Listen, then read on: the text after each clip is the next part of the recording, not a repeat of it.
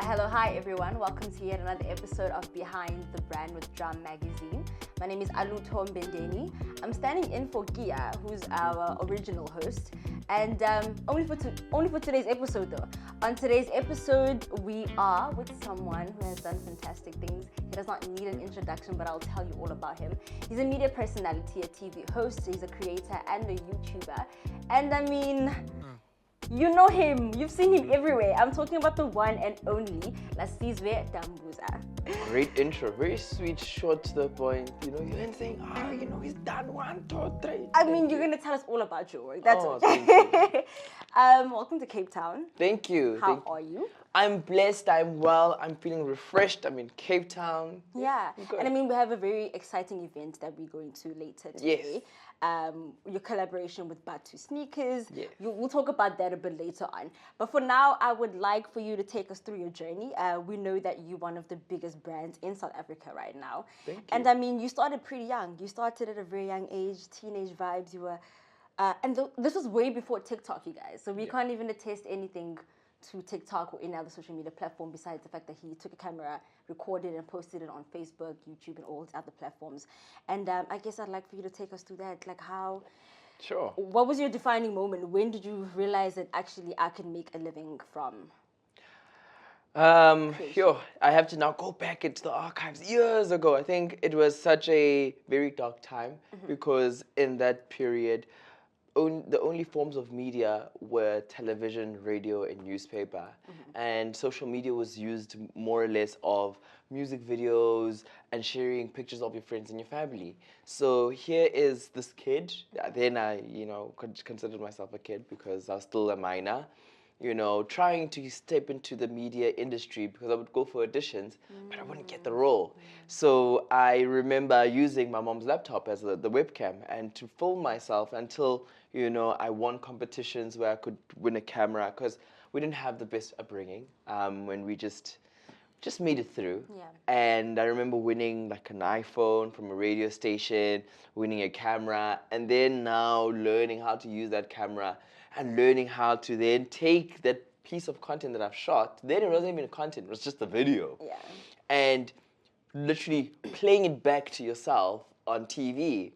And one day I discovered that actually, I keep losing these contents. So I need to just upload it onto Facebook so that I can just save it and store it so I can remember it and look at it one day. And that's how I actually started filming my content, just storing it on the interweb because, girl, I was just clumsy. I think you saw, I'm very clumsy. I would lose stuff and it just irritated me that I have this dream and no one seems to see my dream. Yeah. You've literally become a household name in your right. And I want you to take me through creating your brand. What does that entail? Obviously, you started teenage, you're now a young person, mid-20s, or rather, mid-20s. And you're here. Yeah. So what has the journey been like to creating Lasizwe the brand? Creating Lasizwe the brand has been one of the most complex, difficult, unorthodox journeys I've ever went through because, again, creating a brand, it sounds like, a bottle that you can just... put a label to it and it's called a brand. It's a human being you're dealing with, and a human being with emotions, feelings, and experiences. And the journey of creating my brand was the most stressful thing ever because here am I in the public eye and I need to still live my life by growing up, and how you grow up is you make mistakes. So now I'm making mistakes publicly, knowing who I'm dating, who I'm trying to be in a relationship with, my heart is being broken by Kosa-chans, So all of that is just publicly absorbed and consumed, and now again I'm being exposed to having a reality show, and now again my life is under a microscope where people take pages from my book and they use that to kind of better their life, and I'm now stuck in limbo of how do I necessarily navigate myself in a space where I can still be authentic to myself? How do I still evolve as a human being? How do I ensure that the people around me are evolving with me simultaneously? Because also one thing that people don't understand about being in the public eye is that every day you're consistently learning 10 times more than an average normal person. Right. Because you're dealing with stuff that you don't know. Like every day in the morning you wake up, you're like, okay, like what am I gonna be now? You know? And you know, I don't wanna touch on social media things, but I kinda get what's currently going on social media where people are becoming doctors overnight. You know? I do, because it's Yeah. just it's a space where you can be anything and anything at any given point, hence why this self-proclaimed makeup artists, Right. chefs, and all of that stuff. But in that being said, it needs to be regulated. It needs to kind of, you need to figure out who you are. And just to go back to your question, it's just, I've learned over the years of building brand Lasizwe that I'm really grateful that I have a stage name and not my actual name as a brand. Because that then taught me to differentiate between when I'm at work and when I'm at home. Yeah. I want you to take me to the process of you're young and you stumble across big boy money, right? And you now have to navigate life as an adult. 100%. How do you navigate that? How do you, um, you know, you still in pursuit of your dreams, but like Yeah. you're still trying to be young and trying to be cautious all at the same time? I think I was pretty lucky based on the experience I received growing up. So my life story is quite funny. Is that I don't want to use the words poor. We were just we were creative, with what we had, Yeah. but we didn't have the real things. But we're just like, Yeah. if just an example. During the week, we wouldn't eat meat because we couldn't afford meat, you Yeah. know. So we had to like put Norox with spinach Yeah, and just to make cabbage, it- just to make Yeah, it yeah. smell. We had to be creative, you know. But on the other side of my family, my father was rich. Like he was a rich motherfucker. I then developed a balance of understanding that you need to know your core rules, your values, and know who you are in essence. Because in life is like a bola.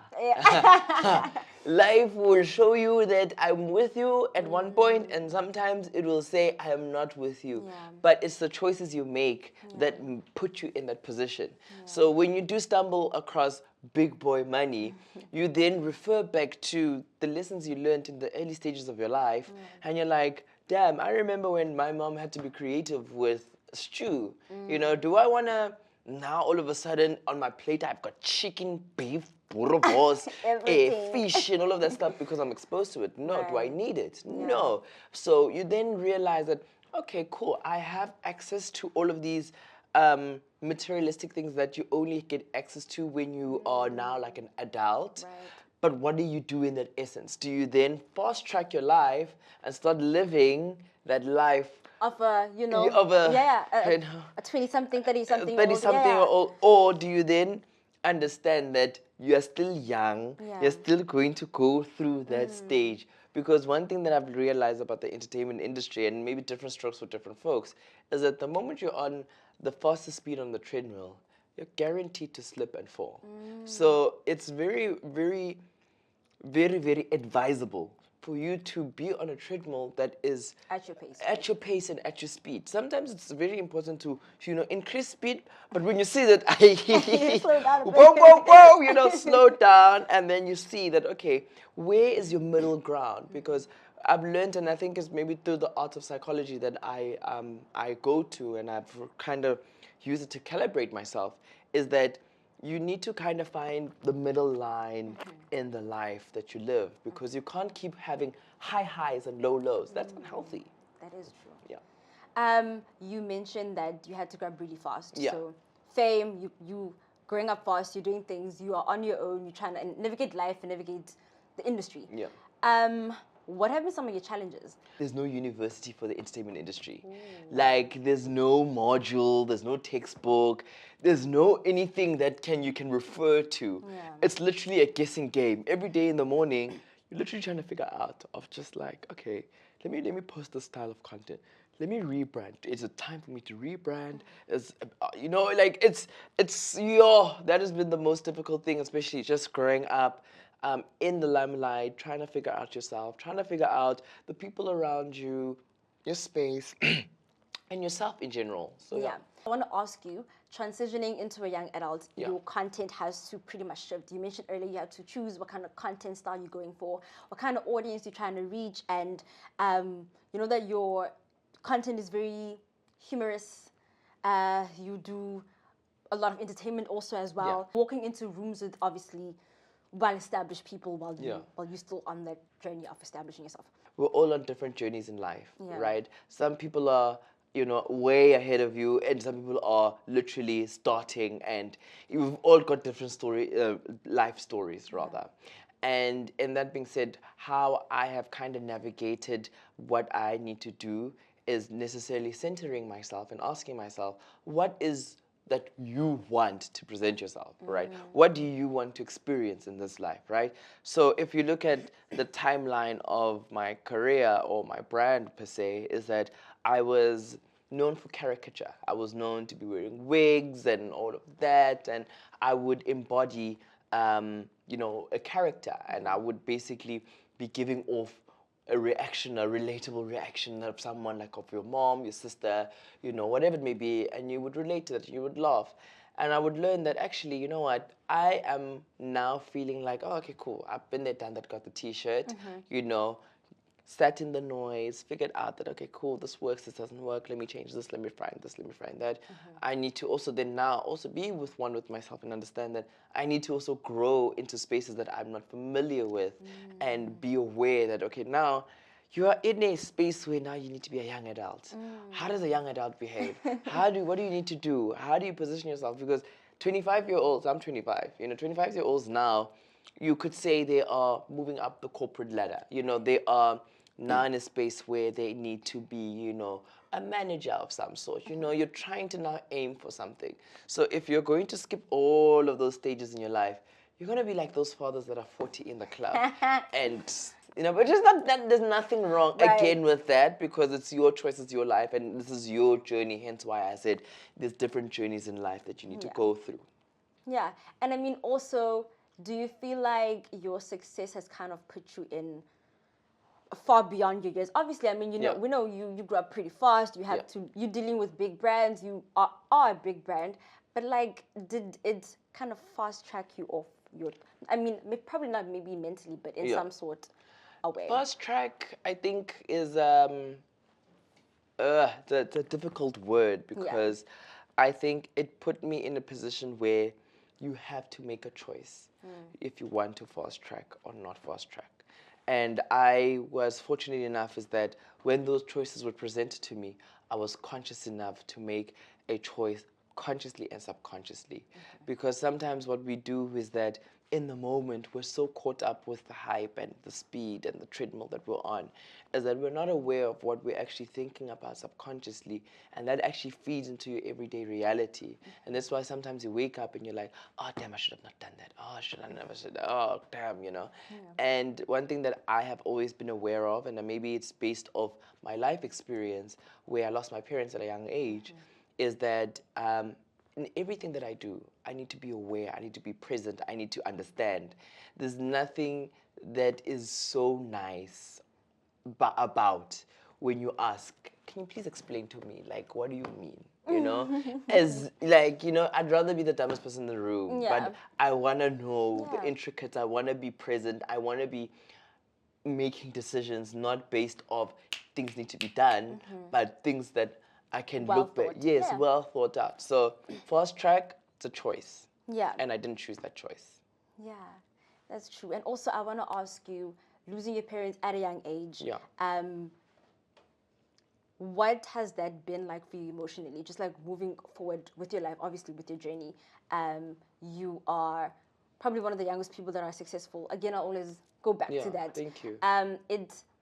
It must be, somewhat hard Yeah. to not have that thing of going back and be like, Mama, remember when I was shooting things on your laptop? Look at me now. You know what I'm saying? Oh, thank God for your laptop. 100%. But like, take me through that and how that has shaped you as an individual. I think, just that topic alone is quite a sensitive topic. Yeah. Because just, I read something somewhere, actually yesterday, that people that still receive phone calls from their mom and dad should consider themselves very, very lucky. Yeah. And the reason why I think that that saying is so valid is because you need your parents. You need to speak to someone who kind of gave birth to you, that kind of gave life to you. You know, we don't know that day when my mother and my father were in a room doing whatever they were doing, when it was sweaty, when it was just, you understand? They're doing the things. They were doing the things. They're making you. Exactly, you know. And it's so important for you to be able to look back and, you know, look at the tree that gave birth to this fruit that is now, you know, living, you know. And it's so hurtful that, like, every day, you know, you see, as people, you know, I think everyone seeks validation in some sort and form, you know. And the fact that I can't seek validation from my parents, I can't seek a validation from my mom, I can't seek validation from my father. It's like an apple looking for the tree that gave birth to it. You know, I consistently, till this day, I look for that tree. And that tree, literally, when you look for it, you literally just see just an empty space where the tree used to be. And imagine how that apple is feeling. Every day, you know where the tree was, but there's no tree anymore. And other apples are seeing trees. That's how it feels like. So I don't want to get into more detail about it, but it just sucks. It really does. Life is just unfair, but I guess it's the rules of the game. Yeah. And also, just on the topic of life being unfair, is there anything that you look back at and you're like, oh, you know, like that was maybe a mistake that I made, or rather being 25 and being in the limelight, do you feel like you have to not make as much mistakes? You have to conceal your mistakes, or maybe they don't have to be as bad as like a normal 25-year-old? Like, I think just based off what I've experienced, mistakes are essential. Right. Mistakes are inevitable. Like, if you don't make a mistake, babe, you're not human. Like, which country are you living in? Which world? Yeah. Or which people are you engaging with? Yeah. You understand? So, in that aspect or that essence, right? I look back and I wish sometimes that there's certain instances where I should have not been hard on myself. There's certain instances where I should have gracefully accepted the circumstances that I found myself in because I made a choice to be in that situation. Yeah. Example, like the house thing with Kanye, like Yeah. years ago. That was years ago. That was years ago, like, you know, Yeah. water under the bridge. But it was a choice. I could have easily, you know, came out and said, guys, my caption yes was said Soweto to Santon, I made it, da da da da da. But I could have came out and said, guys, oh no, don't say I bought, it's a rental. But I chose to be quiet. Yeah. And those are the consequences I have to suffer with for the rest of my life. Really? Do you feel like that still follows you? People It's still that people don't forget. You know, our memories. I mean, you didn't forget about it. You know, I mean, when you brought it up, I wasn't thinking, one thing about being a public figure that you need to understand is that it will forever remain on the internet. Right. And that's the one thing that you need to understand when you step into this industry is that, yes, it's all rosy and like the benefits are nice, etc. But if you are not self-aware and you're not consistently conscious about the things you're doing and how of a person you are, you will find yourself in a very, very dark hole very quickly because it just shows that you are just doing it because you're doing it. And in an everyday life, we all make decisions. You made a decision to be here today. Sure. You could have easily said, babes, I'm sick. I get you. You touched on something, inner work and forgiving yourself, taking it easy on yourself. Do you feel like you are at a place where you are now understanding of yourself? You're more lenient on the decisions that you've made in the past or on the decisions you're making right now. take me through that. I know you mentioned therapy earlier on, Yeah. but like, what role has that played in you becoming the person that you are? And I mean that in terms of doing the inner work, Yeah. learning to be graceful with yourself before you Yeah. can be graceful with anybody else around you. 100%. Every day you're consistently evolving. Every day there's new blood cells, there's new things that are being generated from your body. You realize certain things. You're aging. You know, you realize, okay, I can do this, I can't do this, I can't do this. So understanding yourself is a forever concept. The moment, in my terminology and ideology, the moment you understand yourself, you're dead. Literally. Like, because like today I woke up and I realized that, am I getting back pains? And I'm like, I'm trying to understand this. I'm like, You at that age. I'm like, I'm so young. Oh my God, I just start going to the gym. It's gonna be the knees. I know. The knees are next. I was like, yeah, you know. So that's the terminology of understanding. So every day, because you sleep, you're like, oh, I understand myself. I know who I am. Yeah. And then something new happens. And it's like you are a phone. Yeah. And a phone consistently needs to be Upgraded, updated, you know? Because when you update your phone, you allow it to perform at its best ability. Yeah. If you notice how when you don't update your ISO, It's your phone starts going slow. Just update yourself. Yeah. Just consistently try to figure out, okay, what can I learn today about myself? What can I be aware of about myself that no one can tell me? 'Cause the only person that ever knows you is you. Yeah. And evolving is such a big part of Yeah. life and part of human experience. But we downplay it. We do, right? Yeah, we really do. I mean, we either downplay it or we just overcompensate for a lot of things. It's like, Real choices, babes. Like I feel like everyone has problems. Eh? you mentioned earlier on, see, Yeah. I mean, overcompensate because people like to be doctors or maybe create names and things for themselves. So it's like I don't know, we need to find a balance between all of that. Yes, 100%. You must know what's right and what's wrong. Yeah. You must know that, okay, cool, how I feel right now, is it the right? Am I going to land up in jail for how I feel? If so, I must not do it. Yeah. Okay? Just do it. Calibrate yourself. Yeah. I'd like to ask you how your relationship with the people that follow your work has evolved over the years.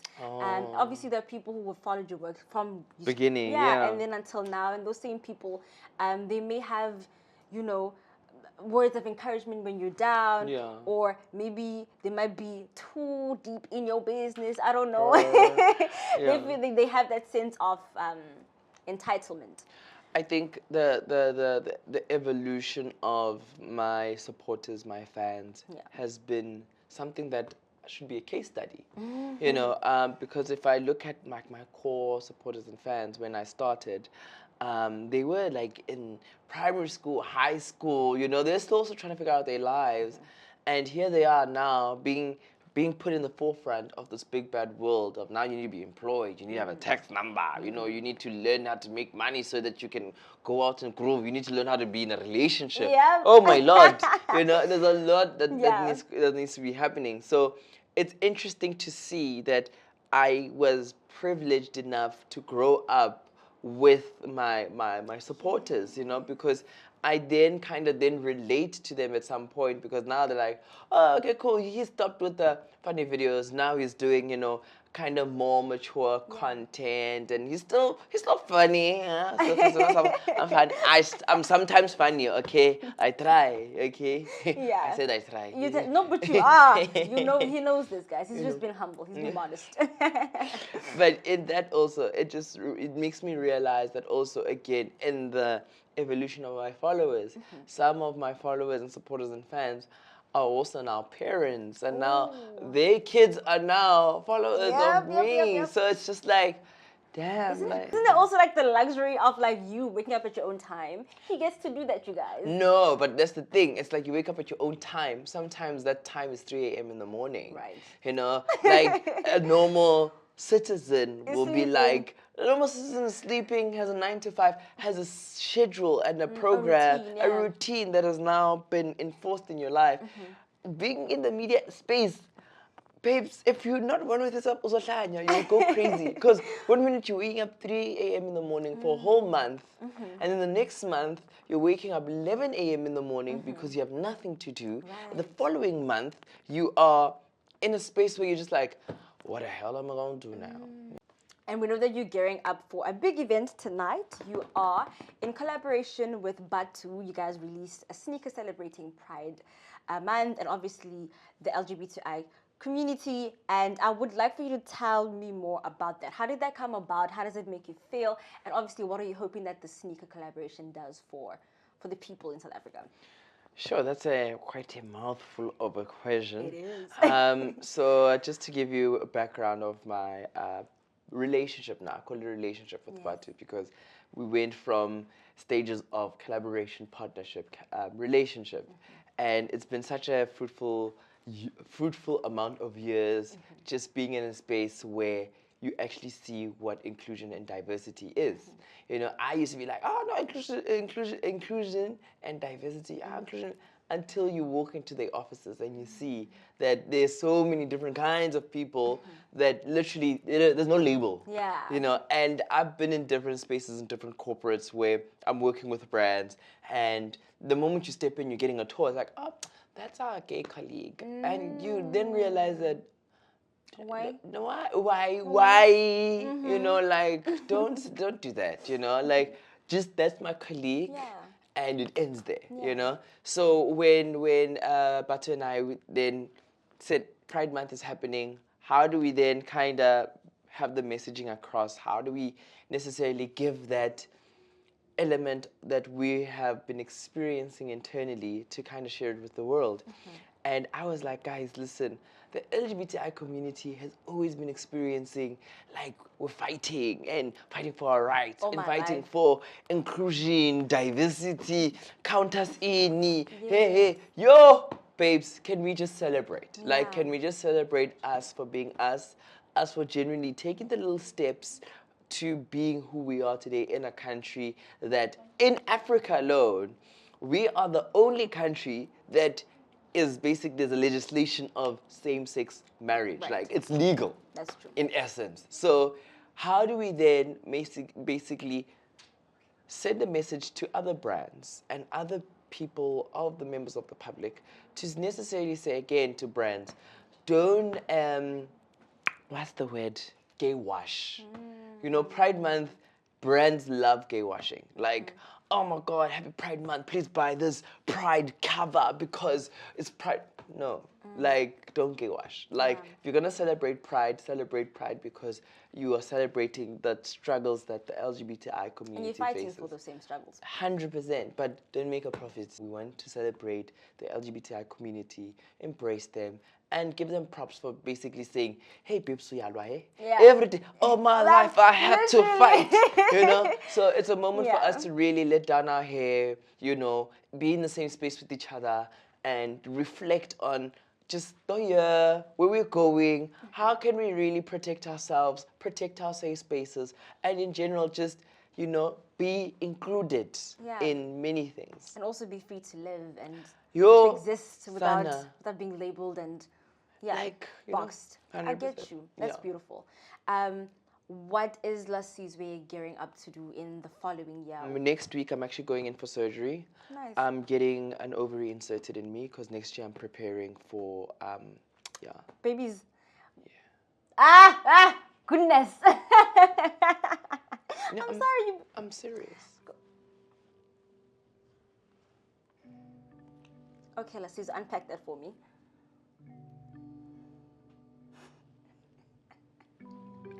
Why is everyone so serious?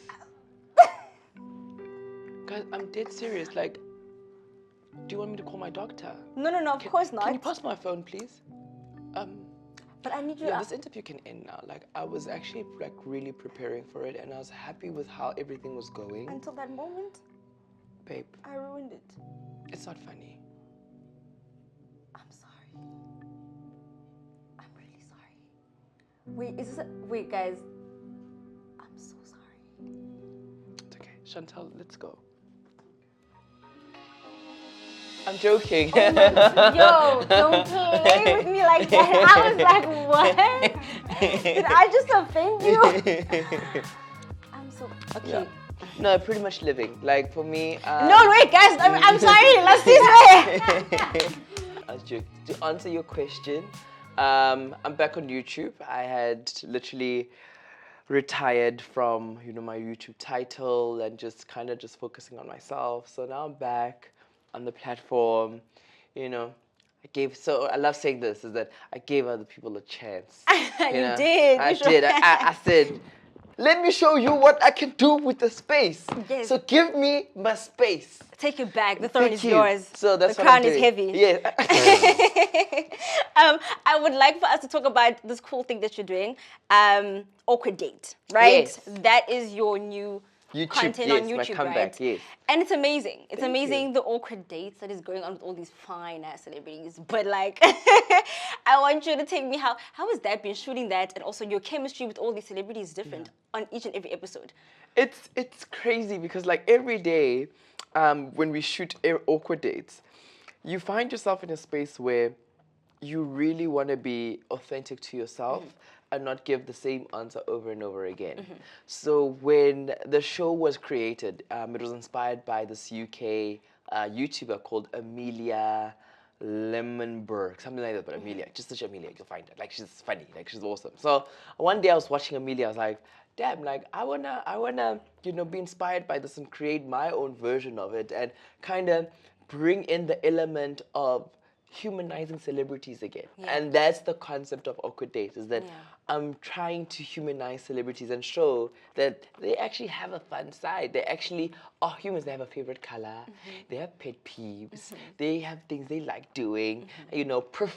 Preference of people they want to hang around with, or even like, a crush, or who they genuinely want to date, and for you to see them in a different light, because I think in this country, and maybe what I envision for Awkward Dates is it going global, is that people have this perception that people in the media industry are not humans. We're just machines, and when you see us, we have to automatically kick in that, oh my God, it's Lasizwe. Like, Yeah. hi, you're like, where's the sister coming about? Yeah. I don't know. Yeah. So that's what I'm trying to build and show that, yes, you may idolize me and you may love me, and I love that and I appreciate that and continue doing that, because it shows that my work is, it's getting there. It's reaching. It's a platform, but it just shows that I'm also human. I've got feelings. I've got emotions. I've got things I like and there's things I don't like, and it just shows that I'm an introvert. I'm an extrovert. Yeah, it's basically, so. Just to answer that question of going on dates with different celebrities, you then realize that actually they're also humans. Yeah. Like every day, like when we're shooting, I'm like, oh wow, like, I thought you were, but you're not. So yeah. you're fun vibes, Yeah, yeah. Because we're all at work sometimes. Like, we don't know when to switch off. Like, we don't know, like, when we're at an event, hi, doll. Like, maybe that doll is my work language. Right. And I just want to say, sure, I'm being to grandfather, skipper. And chill. But Yeah. like, let's see it. All the time. Tone it down. Oh my God. Yeah, no, I get you. One last question before we wrap it up. I want to ask, are you going on any actual dates? What do you mean, actual dates? No. I need to. You're going on dates with celebrities. Yeah. Are you going on dates? Like date dates? I think right now I'm in a very comfortable position in my life. Like, I just genuinely think with the right one will find me. So when the right one finds me, he will ask me out on a date. Okay. And then I'll go on a date. But just randomly looking for dates, hi, I'm doing that as a career. I get So you. for now, Jay, until somebody says, you know what, like, I with your vibes, I know you have to go, dude, I feels your vibes. I feel like, you could be my person, I don't see a Lasizwe, I see a to Lasizwe, then I'll be like, shawty, talk to me, what you Talk to say? you nice. Talk to me nice, Okay, I'll take that. Yeah. And I'll be on the lookout on the socials just in case he goes on a date and he posts about it. Oh no, never. Oh Never. no, men are embarrassing. They will leave you in a desert Oh, without exactly. Water. Exactly, Thank right. you. What, men? Yo, man, that gender that's standing over there. Embarrassing. Do not. Yo, Yeah. Sana. And that is all from us today on Behind the Brand with my amazing guest, Lasizwe. Thank you so much for a wholesome conversation. And to watch more of the rest of the episodes, please subscribe to SNL 24 for all our podcasts. Thank you.